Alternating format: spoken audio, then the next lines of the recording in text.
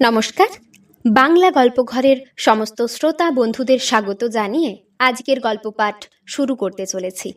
আজ আপনাদের যে গল্পটি পাঠ করে শোনাতে চলেছি আশা করি খুব ভালো লাগবে।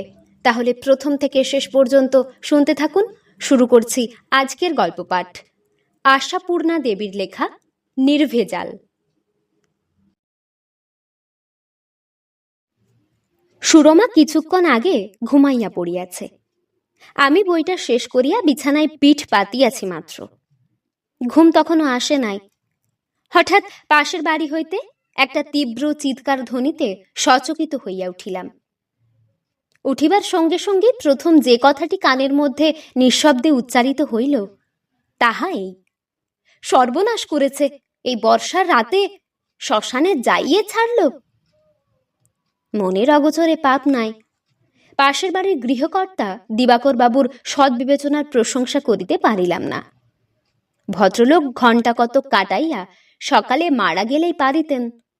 মরণকালে প্রতিবেশীকে ফাঁসাইয়া যাওয়ার বুদ্ধিটি ঠিক আছে। চিৎকারে সুরমারও ঘুম ভাঙিয়াছে। সে ধর্মর করিয়া উঠিয়া বসিয়া বলিয়া উঠিল, সর্বনাশ হয়ে গেল যা, হায় হায়, এই বর্ষার রাত্রে, আহা।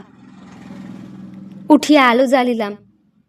আহাটা কাহার জন্যে ঠিক ধরিতে পারিলাম না। পরলোক যাত্রীর জন্যে না শ্মশান যাত্রীদের জন্যে। কিন্তু পরলোক যাত্রীর আর আহার প্রয়োজন কি? পার্থিব রক্ত মাংসের দেহবন্ধন হইতে মুক্ত হইয়া যে আত্মা ঊর্ধ্বলোকের উদ্দেশ্যে যাত্রা করিতেছে, তাহার সূক্ষাতি সূক্ষ্ম চিন্ময় আবরণটুকুর গায়ে বৃষ্টির ছাঁট লাগে কিনা, লাগিলেও ব্রঙ্কাইটিস নিউমোনিয়ার ভয় থাকে কিনা, অবশ্যই কাহারও জানা নাই। কাজেই অনুমান করিতেছিলাম এ সমবেদনা শ্মশান যাত্রীদের জন্যে। কিন্তু ভুল ভাঙিল, ভালো করিয়াই ভাঙিল। যেইমাত্র তাহারই কথায় সায় দিয়া বলিয়াছি, সত্যি মরবার আর সময় পেলেন না ভদ্রলোক, এখন ওর সঙ্গে পাদাপড়শিও মরুক, তদ্দণ্ডেই বিদ্যুৎ স্পৃষ্টের মতো শিহরিয়া উঠিল সুরমা। কথাটা যে শেষ করিতে পারিয়াছিলাম সে বোধ করি বিদ্যুৎ শিহরণের ক্ষণিক স্তব্ধতার সুযোগেই। সুরমা ঘৃণার সঙ্গে ঝাঁঝ মিশাইয়া শ্লেষের সুরে ধিক্কার দিল। তা সত্যি, ঘড়ি দেখে মরা উচিত ছিল বটে ভদ্রলোকের। ঘড়িতে অ্যালার্ম দিয়ে রাখতে ভুলে গিয়েছিলেন বোধহয়, তাই সময়টা ঠিক ঠাউর করতে পারেননি। উফ, ধন্যী প্রাণ বটে। মানুষটাই ঝড় জলের রাত্রে চিরকালের মতো চলে গেল, আর তোমার এখন চিন্তা হচ্ছে পাড়াপড়শির কষ্ট। হায় হায়, আমি শুধু ভাবছি ও বাড়ির দিদির কি সর্বনাশটাই না হয়ে গেল। যথেষ্ট অপ্রতিভ বোধ করিতেছি, তবু খাটো হইলাম না। বোধটাকে শোধ দিবার উদ্দেশ্যে গম্ভীরভাবে বলিলাম, চিন্তা আমার নিজের জন্য নয়, পাছে রাত দুপুরে নতুন বর্ষার জলে ভিজে তোমারও ও বাড়ি দিদির মতো সর্বনাশটাই ঘটে, সেই ভয়। বলা বাহুল্য, সুরমা আর উত্তর করিল না, শুধু একটা জ্বলন্ত দৃষ্টির সাহায্যে বিরক্তি প্রকাশ করিয়া আলোটা নিভাইয়া দিয়া জানালার ধারে সরিয়া গেল। এই জানালাটা হইতে দিবাকর বাবুর ঘরের কিয়দংশ দেখা যায়। নিজের বিছানা হইতে উঁকি মারিয়া দিবাকর বাবুর জীবনের শেষ অঙ্কের শেষ দৃশ্য দেখিবার চেষ্টা করিতেছি।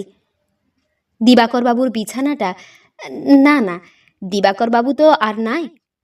দিবাকর বাবুর মৃতদেহের বিছানাটা ঘরের ওদিকে, জানালার আড়ালে, দেখিবার উপায় নাই। এদিকে যা দেখা যাইতেছে সে কেবল অনেকগুলো মানুষের বিশৃঙ্খল ঠেলাঠেলি, আর কানে আসিতেছে নানা কণ্ঠের বহুবিধ টুকরা টুকরা মন্তব্য। বৃষ্টির প্রবল বেগ আর নাই। মেঘাচ্ছন্ন নিকষ অন্ধকার আকাশের গা হইতে গুঁড়ি গুঁড়ি জল ঝরিতেছে। পৃথিবীর কোথাও কোনো স্থানে যেন জীবনের স্পন্দন আর নাই। এই বিষণ্ণ বিধুর প্রকৃতির মাঝখানে মৃত্যু জিনিসটা কি সুন্দর মানানসই।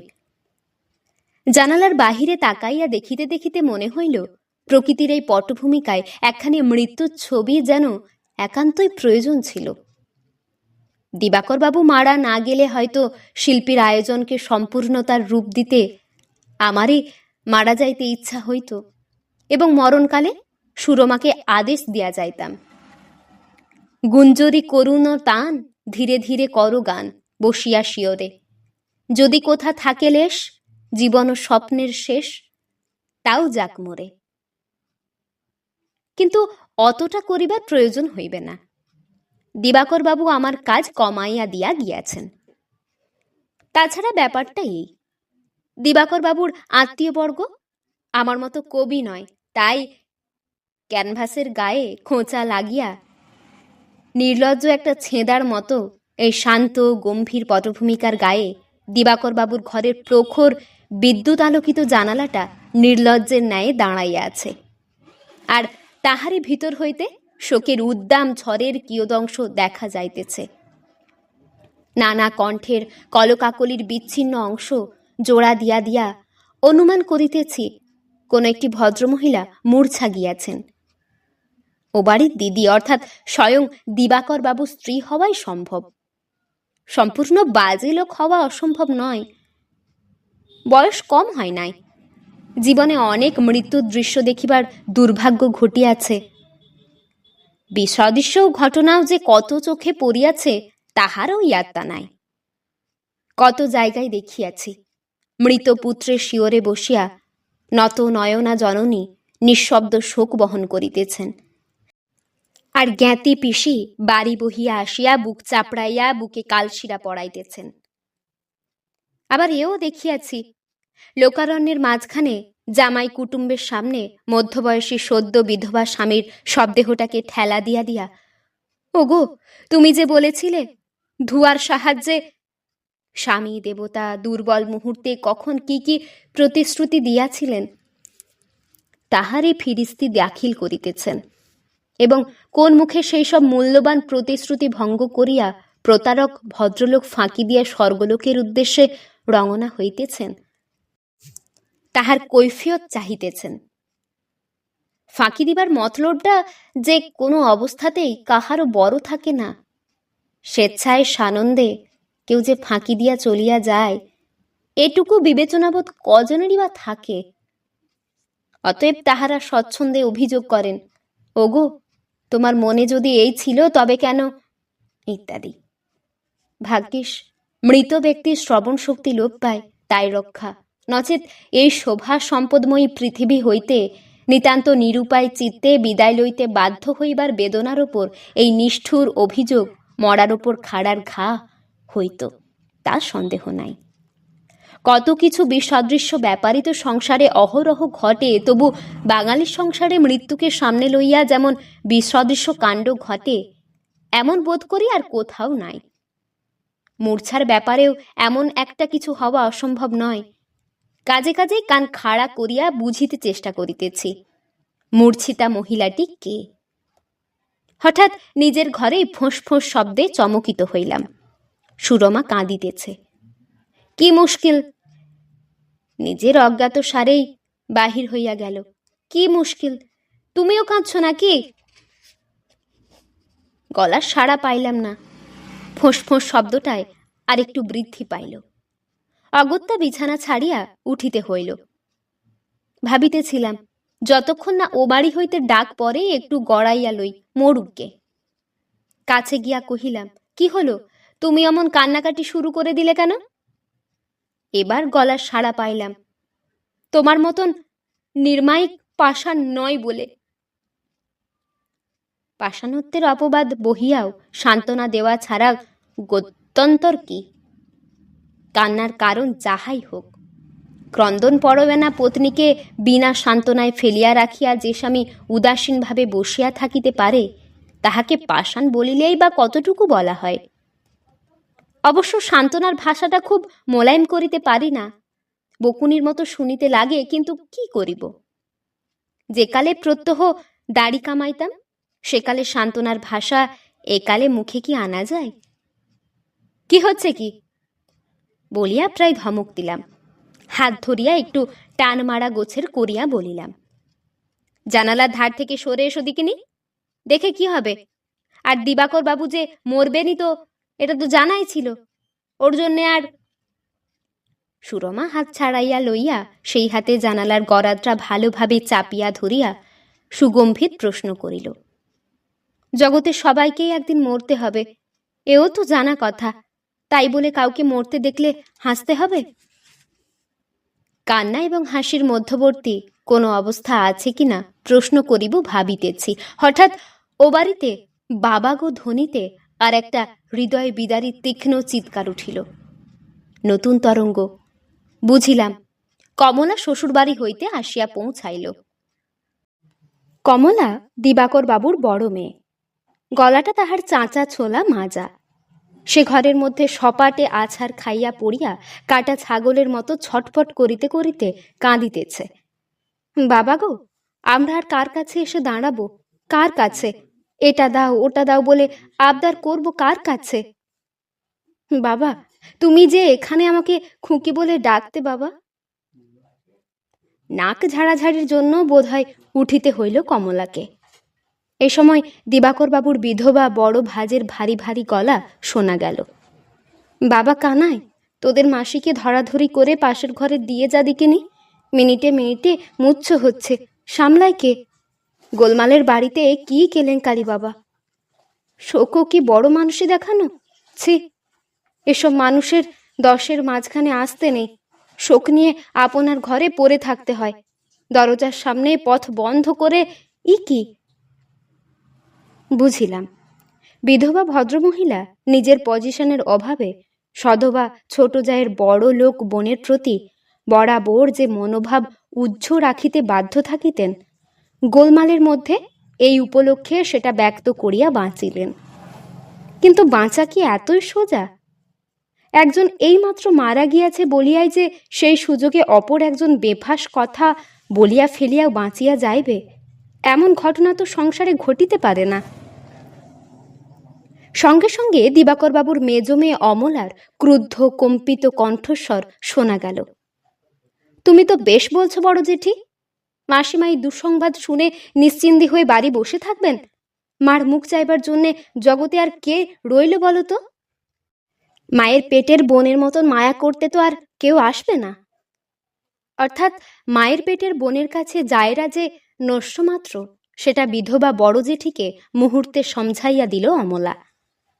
এতক্ষণে বুঝিলাম মূর্ছিতা মহিলাটি দিবাকরবাবুর স্ত্রী নয়, শালিকা। অনুমানে ভুল হয় নাই। আরও নানা কণ্ঠের কলরব ভাসিয়া আসিতেছে। সব কণ্ঠ পরিচিত নয়, সব কণ্ঠ পরিষ্কার নয়, কাজেই আগাগোড়া সব বুঝিতে পারা অসম্ভব। এমন স্তব্ধ রাত্রি না হইলে হয়তো কিছুই বোঝা যাইত না। দিবাকরবাবুর ছোট ভাই স্ত্রীর সরু গলা, বিনাইয়া বিনাইয়া কান্নাটা স্পষ্ট বোঝা যাইতেছে। সে বলিতেছে, হোমেজদি, মেজবর ঠাকুর যে আমার হাতে চা ছাড়া আর কারোর হাতে চা খেতে চাইতেন না। দিনের মধ্যে 10 বার যে তার ছোট মার কাছে চায়ের হুকুম পাঠাতেন। সত্যই বটে, মৃত্যু মানুষের মনকে কত কোমল করিয়া আনে। এবারে ছোট বউয়ের বরাবর মুখরা বলিয়া একটু বদনাম আছে। গৃহিণীর মারফত এমন রিপোর্ট বহুবার পাইয়াছি যে 10 বার চায়ের হুকুমের পরিবর্তে ভাসুর হইয়াও নাকি দিবাকর বাবুকে 10 100 কথা শুনিতে হইয়াছে। কিন্তু আজ সেই হুকুমটাকে স্মরণ করিয়া ভাসুরের স্নেহের পরিচয়ে অভিভূত হইতেছেন ছোট বউ। কানখাড়া করিয়া আছি, ওই বুঝি ডাক পড়ে। দিবাকরবাবু ছোট ভাই হিমাকরই ডাক দিবে মনে হয়। আন্দাজ করিতেছি ভাগ্নে বঙ্কিম এতক্ষণে খাট আনিয়া ফেলিয়াছে। ছোকরা করিতকর্মা আছে। ফুলের মালা আনিতে গিয়াছেন বোধহয় শালিপতি। ভদ্রলোকের গাড়ি আছে, চট করিয়া রাত বিরেতে নিউ মার্কেটে ছোটা তার পক্ষে সহজ। ফুল, চন্দন, ধূপ, অগুরু, নববস্ত্র ইত্যাদি সব কিছু আনিয়া ফেলিবার পর নতুন করিয়া ভয়ঙ্কর আর একটা তরঙ্গ উঠিবে। বহু বিলাপে ক্লান্ত আত্মীয়দের স্তিমিত শোকাগ্নিতে আর একবার ইন্ধন পড়িবে, তবে তো শ্মশান যাত্রীদের কাজ আরম্ভ। তাছাড়া মৃত্যুর পর দাহ করবার সম্পর্কে শাস্ত্রীয় একটা সময়ের মাপ তো আছেই। এত গোলমাল না হইলে অনায়াসে বেশ এক ঘুম ঘুমাইয়া লওয়া যাইত। সুরমা কহিল, তুমি তাহলে যাবে না? না যাইয়ে ছাড়বে? না গেলে ভালো দেখাবে কেন? যাব, আগে ডাকুক। ডাকার অপেক্ষায় বসে থাকবে? ওদের এই দুঃসময়ে তোমার মানটাই বড় হলো। কি মুশকিল? মান কিসের? এসব মেয়েলি ব্যাপারগুলো খানিকটা না কমলে তো আর কিছু করা যাবে না। গিয়ে দাঁড়াবোই বা কোথায়? যেমন করে আর 50টা লোক দাঁড়িয়েছে, লক্ষ্য করে দেখো একা তুমি বাদে পাড়া সবাই হাজির হয়েছে কিনা। লজ্জায় মাথা কাটা যাচ্ছে আমার। নতুন করিয়া সুরমার প্রেমের পরিচয়ে মুগ্ধ হইলাম। পাড়ায় আমার নিন্দা রুটিবার ভয়েই এত ব্যাকুল হইয়াছে সে। দূর ছাই, কেন আর পাতা বিছানাটার দিকে সতৃষ্ণ নয়নে তাকাইতেছি? মায়া কাটাইয়া ফেলাই ভালো। কাটানোর অভ্যাস রাখাও দরকার। এই যে দিবাকর বাবু কেমন স্বচ্ছন্দে মায়া কাটাইয়া চলিয়া গেলেন। বাহির হইবার তোড়জোড় করিতে করিতে খেয়াল হইল চাকরটা আজ ছুটি লইয়াছে। ছেলে মেয়ে দুইটার কাছে থাকিবে কে? ওদের অবশ্য ঘুম ভাঙে নাই, কিন্তু ঘুমন্ত দুইটাকে একা রাখিয়া যাইব? প্রশ্ন করিতেই সুরমা অবাক হইয়া প্রতি প্রশ্ন করিল, ওদেরকে আগলাবে মানে? আমি কোথায় যাচ্ছি? অবাক আমিও হই। তুমি যাবে না? আমি কোথায় যাব? মানে আর কি, দিবাকর বাবু স্ত্রীকে সান্ত্বনা দিতে। সান্ত্বনা দেবার সময় তো আর পালাচ্ছে না। শোক যখন রইল, সান্ত্বনাও থাকবে। আমি অবহিত করাইয়া দিই। বড্ড ইয়ের সময়টাতে, মানে তুলে নিয়ে যাবার সময়টাতে সেই ধরাধরি কাণ্ডগুলো তো আছে, ধরবার লোকও আছে। সুরমার সুরে বিরক্তি গোপন থাকে না। মেয়েরা রয়েছে, ভাই ভাজ এসেছে, মায়ের পেটের বোন রয়েছে। এর মধ্যে আমাকে ভালো লাগবেই বা কেন? আমি এখন এই অসময়ে গিয়ে ছোঁয়াছুঁই করে মরি আর কি? নাইতে হবে না? কেসে মরছি কাল থেকে। হ্যাঁ, সে তো জানি। আমারই কি ইচ্ছে, তবে তোমাকেও একবার পাছে কেউ কিছু বলে। আমাকে আবার কে কি বলবে? সুরমা অগ্রাহ্য ভরে উত্তর দেয়।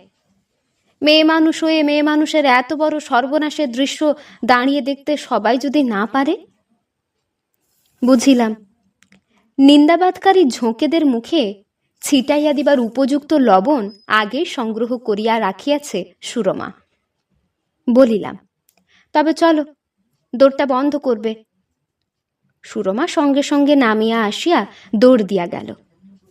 রাস্তায় নামিবার পর ঊর্ধ্বপানে চাহিয়া দেখিলাম, যে সর্বনাশের দৃশ্য মেয়ে মানুষের পক্ষে দাঁড়াইয়া দেখা অসম্ভব, সেই দৃশ্যটি সম্পূর্ণভাবে দেখিতে পাইবার আপ্রাণ চেষ্টায় সুরমা মাথাটাকে ঠেলিয়া ঠেলিয়া প্রায় গড়াদের বাহিরে আনিয়া ফেলিয়াছে। দিবাকর বাবুর ঘরের মধ্যে আসিয়া দাঁড়াইয়াছি। বলিবার মতো কিছুই খুঁজিয়া পাইতেছি না। মনে হইতেছে বহুবার দেখা একখানি পুরনো নাটকের পুনরঅভিনয় দেখিতেছি। কোথাও কোনো নতুনত্ব নাই, না প্লটে, না দৃশ্যে, না সংলাপে। পৃথিবীটা একটা বিরাট নাট্যশালা। এ আবিষ্কার যে ভদ্রলোক প্রথম করিয়াছিলেন, তাহার দৃষ্টিশক্তি তীক্ষ্ণ ছিল, তার সন্দেহ নাই। এ একটা দার্শনিক তথ্য। কিন্তু দার্শনিকের তো আর বাড়তি দুইটা চোখ থাকে না। তেমন করিয়া দেখিতে চেষ্টা করিলেই দার্শনিক হওয়া যায়।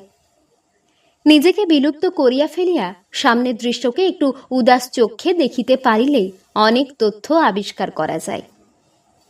চাহিয়া দেখিতে দেখিতে আমার চোখেও প্রত্যক্ষ বস্তুগুলো কেমন যেন আবছা লাগিতেছে। মানুষগুলোকে সাজানো পুতুল মনে হইতেছে, যেন এ সমস্তই মেকআপ, সব কিছুই কৃত্রিম। পুতুলগুলো নিজ নিজ অভিনয় করিয়া যাইতেছে মাত্র। ওই যে কানাইয়ের মামা, শ্রান্ত কানাই, বেচারাকে ঠাঁই দাঁড় করাইয়া রাখিয়া নীতি নক্ষত্রে হিসাব লইতেছেন। ডাক্তার কখন কখন আসিয়াছিল, কোন কোন ঔষধ প্রয়োগ করিয়াছিল, ঠিক কি কি কথা বলিয়াছিল ইত্যাদি। উনি কি জানেন না এসব প্রশ্ন এখন কত অর্থহীন? তবু ওই দস্তুর মৃতের সম্বন্ধে নিজের আগ্রহের পরিধি বোঝানো। আবার ওই যে ঘরের কোণে দিবাকর বাবুর মেজ বেহান অমলার শাশুড়ি একটা ট্রাঙ্কের গায়ে মাথাটি হেলাইয়া উদাস ভঙ্গিতে বসিয়া আছেন। দেখিয়া মনে হইতেছে পৃথিবীটা যে মরীচিকা মাত্র। এ সম্বন্ধে আর কোনো সন্দেহ নাই ওর। তিনিই কি জানেন না এই দস্তুর? জানেন, এরকম সিনে ঘাড় সোজা করিয়া খাড়া বসিয়া থাকাটা দৃষ্টিকটু। মনে মনে হয়তো ভাবিতেছেন, যা যা বুঝছি বৌমাটিকে এখন আর চট করে নিয়ে যাওয়া যাবে না। শ্রাদ্ধ শান্তি না মিটিলে কি আর যেতে চাইবে? মরবো আমি এ বর্ষায় বাতের শরীর নিয়ে দুবেলা হাঁড়ি ঠেলে। বলতে তো আর পারবো না কিছু। বধূ অমলা ভাবিতেছে, যাবার কথা একবার তুলবে বোধ হয়। আচ্ছা তুলুক না একবার, এমন শোনাবো শুনিয়ে দেব। ওই যে দিবাকর বাবুর বিধবা বড় ভাজ, ওরে কানাই বলাই, তোরা এতদিন পর্বতের আড়ালে ছিলি, এই বলিয়া বিলাপ করিতেছেন। ওর হৃদয় হইতেই কি একটি পর্বতভার নামিয়া গেল না? ওর মনের কোণে কি চকিতের জন্য এই কথাটি ঝিলিক মারিয়া উঠিতেছে না? কি মেজগিন্নি এইবার বিধবা মাগি বলিয়া বড় যে হেনস্থা করিতে? আবার স্বয়ং দিবাকর বাবু স্ত্রী ওই যে কান্নাকাটির পর স্তব্ধ হইয়া মুখ ঢাকিয়া পড়িয়া আছেন, উনি কি এখন ৩৫ বৎসর ব্যাপী সুখময় দাম্পত্য জীবনের মধুর স্মৃতিমণ্ডিত দিনগুলি অথবা সেই দীর্ঘকালের সঙ্গীটির স্নেহ মমতা প্রেম ভালোবাসার কথা চিন্তা করিতেছেন? নাকি ভাবিতেছেন যে নিরামিষ হেঁসেলকে এতদিন বাড়তি অপব্যয় ভাবিয়া বিরক্ত হইয়া আসিয়াছি, অবশেষে সেই হেঁসেলেরই মেম্বার হইতে হইল তাহাকে? দিবাকরবাবু থাকিতেই তো ছোট যা দেওর সমীহ মান্য রাখিয়া চলিত না। না জানি এরপর কি করিবে। যে যায় ভাবিতে থাকুক, অনুষ্ঠানের ত্রুটি হইবার জো নাই। দস্তুর মাফিক সবই হইতেছে। ভবিষ্যতে বাঁধাইয়া রাখিয়া পূজা করুক, অথবা অসাবধানে ফেলিয়া দিক। আপাতত ছেলেরা মৃত পিতার 2 পায়ের তলায় রক্তচন্দন মাখাইয়া কাগজে ছাপ লইল। ছেলেদের মামি কোথা হইতে একখানা পকেট গীতা আনিয়া মৃতের বুকের উপর স্থাপন করিলেন। তুলসী পাতায় চন্দন দিয়া ওহরি লিখিয়া কপালে সাঁটিয়া দেওয়া হইয়াছে। মেয়েরা পরিপাটি করিয়া চন্দন পড়াইতেছে বাপকে। মৃত্যু আর বিবাহ, এই 2টা ঘটনার মধ্যে কি অদ্ভুত সাদৃশ্য! সেই ফুল মালা চন্দন, সেই লোকজন, আত্মীয় কুটুম্বের সমারোহ, সেই আলো ত্রিপল, লুচি পটল ভাজা, তফাতের মধ্যে কান্না আর হাসি। প্রাণটা হাঁপাইয়া আসিতেছে। নামিয়া রাস্তায় আসিয়া দাঁড়াইলাম। দার্শনিকের উদাস ভঙ্গি লইয়া একটা সিগারেট ধরাইলাম। গুঁড়ি গুঁড়ি জল পড়াটা বন্ধ হইয়াছে। মেঘমেদুর আকাশটাকে আরো স্তিমিত দেখাইতেছে। মনে হইতেছে ও যেন নিচের দিকে ম্লান করুণ দৃষ্টি মেলিয়া ভাবিতেছি, এত কৃত্রিমতার ভার বহন করিয়া পৃথিবী এখনো টিকিয়া আছে কেমন করিয়া? যদিও একবারের চেষ্টায় একটিমাত্র দেশলাই কাঠিতেই সিগারেটটা ধরাইতে পারিলাম বলিয়া মনটা একটু প্রসন্ন লাগিতেছিল, তবু এই শ্রীহীন ঘোলাটে রাত্রিতে নিঃসঙ্গ রাস্তায় দাঁড়াইয়া থাকিতে থাকিতে আমারও মনে হইল, সত্যই তো, পৃথিবী এখনো টিকিয়া আছে কিসের ওপর ভর করিয়া? তার পুরনো বনেতে সবটাই তো ধসিয়া পড়িতে বসিয়াছে। স্নেহ, প্রেম, বিশ্বাস, শ্রদ্ধা সব কিছুই তো আজ একটা অন্তঃসার শূন্য শব্দ মাত্র। বহু দর্শনের চালুনিতে ফেলিয়া দেখিতে বসিলে আগাগোড়াই তলায় ঝরিয়া পড়ে। কানে আসিল, জয়ন্তবাবু, জয়ন্তবাবু কোথায় গেলেন? এই রে, আমার জন্যে ডাক পড়া শুরু হইয়াছে। হওয়াই স্বাভাবিক। দিবাকরবাবু লোকটি বেশ বিশাল আকৃতি ছিলেন, আর শক্তিশালী বলিয়া একটু খ্যাতি পাড়ায় এখনো আছে আমার। দিবাকরবাবুর জীবননাট্যের শেষ অঙ্কে যবনিকাপাত করিয়া যখন ফিরিয়া আসিলাম, তখন বেলা 9টা-10টার কম নয়, কিন্তু কিছুই বুঝিবার উপায় নাই। সেলেট পাথরের মতো ম্লান আকাশের নিচে ছায়াচ্ছন্ন মৌন পৃথিবী যেন সময়ের জ্ঞান ভুলিয়া জবুথবু হইয়া বসিয়া আছে। দিবাকরবাবুর দাবার আড্ডার নিত্যসঙ্গী সত্যপ্রসন্নবাবু আমাদের দলপতির পাঠ লইয়াছেন। তিনি পাড়ার মধ্যে ঢুকিয়াই হাঁ হাঁ করিয়া ওঠেন, শুনুন শুনুন, কেউ নিজের বাড়ি যাবেন না এক্ষুনি, আগে ওদের বাড়ির দরজায় আগুন ছোবেন, নিমপাতা দাঁতে কেটে জল মিষ্টি খাবেন, তবে বাড়ি। তারপর যে যার বাড়ি গিয়ে কষে আদা চা খানগে। পরিশ্রমটা তো কম হয়নি। উফ, যা লাশ। আয়োজনে ত্রুটি নাই। দরজার চৌকাঠের বাইরে আগুন ও নিমপাতা মজুত রাখিয়াছে। দরজার কাছে আসিতেই থমকিয়া দাঁড়াইলাম। দিবাকরবাবুর সাধের জিমটা একপাশে গুটিসুটি হইয়া বসিয়া আছে। গলার শিকলটা ঝুলিতেছে, শিকলের অপর প্রান্তটা মাটিতে পড়িয়া, কোথাও বাঁধা নাই। এই জিমটি একটি ভয়ঙ্কর জীব, কুশ্রী একটা দেশি কুকুর মাত্র, কিন্তু দিবাকরবাবুর আদরে যেন ধরাখানা সরা দেখে। ওর জন্য দিবাকরবাবুর দরজাটা অভ্যাগতের আতঙ্কস্থল। বিনা প্রতিবাদে কাহা কেউ বাড়িতে ঢুকিতে দেওয়া জিমের নীতি বিরুদ্ধ। মানুষ দেখিলেও ঘৌ ঘৌ রবে পাড়া মাথায় করিয়া তুলিবে। বাড়ির কেহ আসিয়া শিকল টানিয়া ধরা ভিন্ন, বাহিরের লোকের সাধ্য কি যে ভেতরে ঢুকে? আশ্চর্য, কাল কোথায় ছিল কুকুরটা? বিনা বাধায় এত লোক আনাগোনা করিয়াছে, বোধ করি বুদ্ধি করিয়া কেহ কোথাও আটকাইয়া রাখিয়াছিল। আজ আবার দরজায় আসিয়া বসিয়াছে। দেখিয়া থমকিয়া দাঁড়াইলাম। না, ভয় নয়।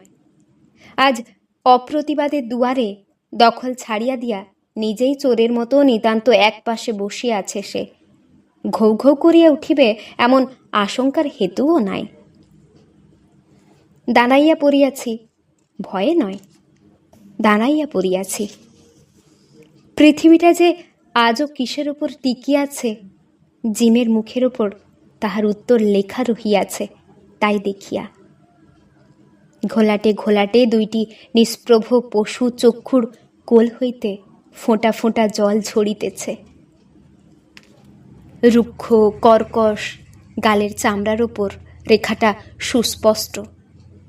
না, পশু জগতে এখনো ভেজাল প্রবেশ করে নাই।